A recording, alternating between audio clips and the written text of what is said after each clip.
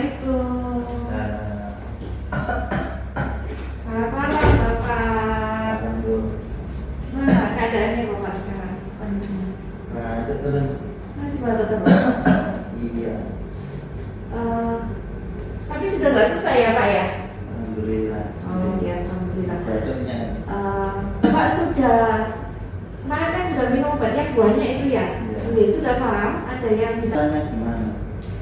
itu bisa menular lewat dahak. Jadi nanti kan kalau ada anak kecil gitu, jangan tetap pakai masker. Batuk tidak boleh ludah sembarangan. Nggih, kalau batuk ditutupi seperti ini, ditutup.